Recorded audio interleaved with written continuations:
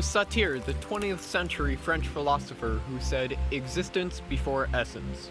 In this sense, one has to live through the experiences of their existence before they are able to define their essence. This not being some sort of predestined idea that your essence is built up through your experiences, but more in the sense of the subjective reality that we live in. This idea that you have to build up what you live through in order to craft your own essence for existence. This rings true in the classical "be who you are" statement, not in the idea that who you are is who you're destined to be forever in any sense. In the idea that your experiences that you live and how you live through what you create is what defines your essence of your being. This is subject to all sorts of change as life goes on. Where I want to take this idea is wrapping into Lacan, or Lacan, depending on who you ask, his idea of the gaze and how that signifies, how that relates to psychoanalysis. Oh, shit! Ah! Ah!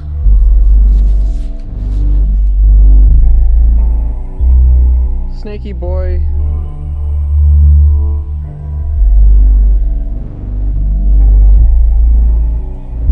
Ah! I told you there were spooky snakes. I'm gonna go film the rest of this video elsewhere, cause that spooky snaky boy. Can you even see him? Oh, there he is. There he is! Oh. Oh, he gave me a good spook. Oh. Been hoping that it was too cold out for snakes, but obviously not. My hopes were wrong, just wrong. Now I'm scared of every step I take. I know all of you snake experts or something are gonna be like, "Oh, that's nothing, that was just a gardener snake. They're harmless, it might pinch you a little, but that's it." No, snakes are scary out in the wild. I mean, snakes are cool, like, to hang out with if you know them and you're accustomed with them. But go on, Tyler, go make a video out in the woods on psychoanalysis and psychology. It'll be fun. You can talk about philosophy and stuff like that. What's the worst that could go wrong? I'm seeing snakes everywhere. This is actually terrifying. Good, I've needed this wake-up call. I've been way too comfortable in the woods. I need to go to Oregon. They don't have scary snakes there. That was a good reminder that this is not my home. I am only a visitor here. I'm freaking out way too much over a snake. But now that I find a nice place to chill out, right next to the water, let's go from here. Going back to Lacan's idea of the gaze, it's the ability to view yourself as others see you. It's originally planted in our minds at this child stage. I believe it was called the mirror stage, and in this, it's the first time we're able to see our reflection. Now, with other animals, such as just like a dog or a cat or anything, seeing their reflection, they don't typically tend to recognize and associate that as me. This idea of ego again, as I've touched on in previous videos, that seems to wrap around in everything I talk about. But through this mirror stage, humans are able to look at a reflection of themselves and realize this is how others view me. To others, I am nothing more than this being that I'm seeing, like right now, looking at myself in the camera. That's me. And realizing your capacity for... To others, you don't exist beyond what is presented. That's why we have these ideas and emotions in our mind, and this is how the fashion industry thrives, is through the self-expression of what we feel is ourselves and trying to portray that outwards. In my mind, this relates back to Sartre's idea of the existence before essence. In this, we are able to exist through ourselves and try to project these self-word expressions of ourselves, but in this, we are not able to fully give out everything that we believe to be us. We are doomed to live in this existential sense of loneliness for all of our lives, and we can only hope and try our best to truly express ourselves to others who are understanding of our position. But the thing is, there will never be that perfect connection. And this is why his idea of romance as a whole seems so bleak to people. Because it's not this perfect connection, ever. You're never going to be able to find that, and that's the existential curse of it. But through this, it helps us realize that if things are not going correctly, it doesn't mean to forsake it as a whole, because you're not going to be able to find it anywhere else. It's about building it up to the best of your ability. And I'm not trying to say like, oh, look at me, I found out the most fulfilling life possible. I'm just trying to say that's what I found, and that's what I am working towards. I am by far no means an expert, by any means, but I'm trying to get there, and I think that's what matters. Reaching out for it. This idea of freedom that I try to live my life through is realizing that you're not forced to live in any of the boxes that people try to put you in. You're not forced to conform to anything. You can do whatever you physically are capable of doing. We too often like say that I have to go this route and go this way and then this way and then here, here, here to get to here. And maybe you don't want to get to here. That's the problem. People are always so concerned of people telling them, oh, this is the only way you can live your life, that they don't realize the practically infinite amount of possibilities that you have. And I say practically infinite because it's infinite as far as we are able to comprehend. And I've spoken of infinity before. Infinity makes me feel weird, and I like talking about it, but I feel so weird trying to talk about it. I'm getting off topic. What I'm trying to say is, God, I feel like I'm intelligence virtue signaling at this point. Is intelligence signaling a thing? Where you like try to make yourself look better by acting smarter than you actually are? And it's funny, because researching all of this stuff, it makes me feel like a complete idiot.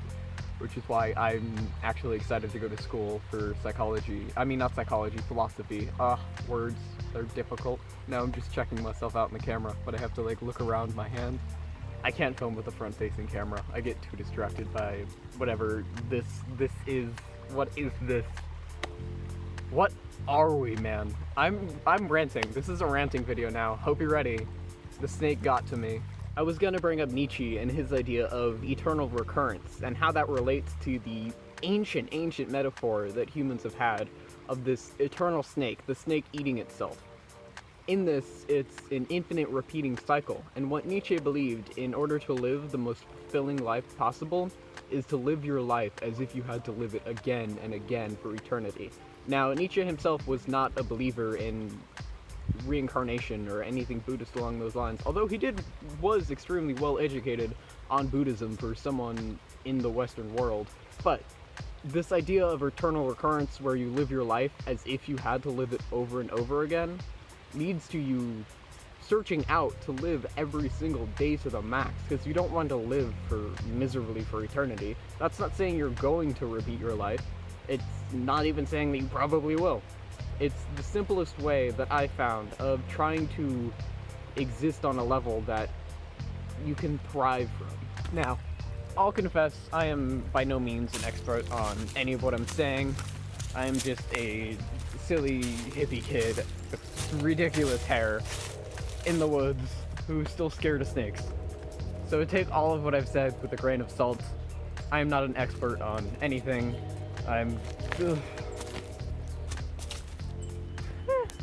I know very little of this world I'm around. Then we can touch on the Dunning-Kruger effect and how smart people think they know less than they do because they're aware of how little they know, while stupid people, less intelligent people, believe that they know more than they do and get caught in that paradoxical loop.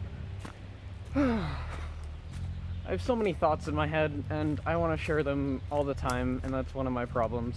And I really shouldn't share all of this because... Okay, I'm pausing. I need to get into some stuff. Where's the lighting best? Probably there? I don't know. Who cares? I share a lot, and this is what this channel is going to become. I'm paranoid of snakes. My words are ranty, and that's how they are going to come off. This is how I process information a lot of the time. I make all of these weird connections, and this is how my mind works, and I hope to go into this more in the future. Hopefully, less snakes will be involved. Oh, good tree. I don't know. I don't know what this is. I've been caught in this really weird state recently where everything just feels so off and just discombobulated. Just everything. It's just. I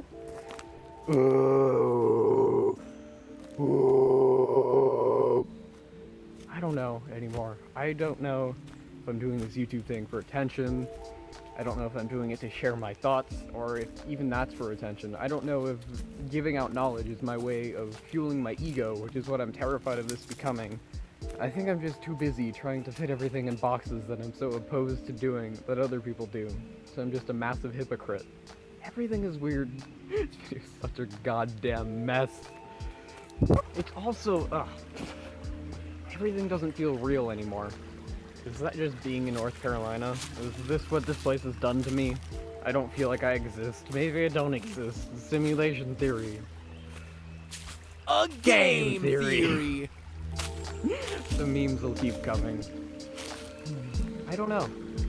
And am I okay with not knowing? Or is that just something I tell myself to cover up my fear from not knowing reality? I don't even know what I don't know. Of course I don't know what I don't know. That's obvious, but it feels so profound trying to say it. Am I just trying to make myself sound profound now? Is that all this is? Is my life just basically intelligence virtue signaling? Is that why I feel a need to impress people all the time with the useless knowledge that I have in my mind? Any psychology students out there, please analyze this and get back to me. Or is that in itself, that statement of wanting to be analyzed, is that itself too egotistical? When does the ego become too much? When does the ego become negative? If it's always, then how would we even exist? And if it's a set time, how do we define that time when the ego becomes too much? A problem I have a lot is not knowing if this is like the truth that no one speaks about, or if I'm alone in this. Either way, it's weird. This is a strange existence. When did I sign up for this human thing? Ugh, let me nearly stab myself on pieces of metal that we took from a mountain that we originally used during the western expansion of America. Yeah, barbed wire. It was actually used to stop people from exploring the west and the western plains of America. It was used to hinder private property. More you know. Again, I don't know how to end videos, so I'm just gonna walk across this log and say goodbye. I hope all of you have enjoyed whatever ranting and raving these are. This is by far my least organized video. It's just evolved into my thoughts getting out and just what's been stuck in my mind. At least a fraction of it. Small fraction. I talk way too much. Alright, I'm ending it here. Hope you enjoyed. Bye.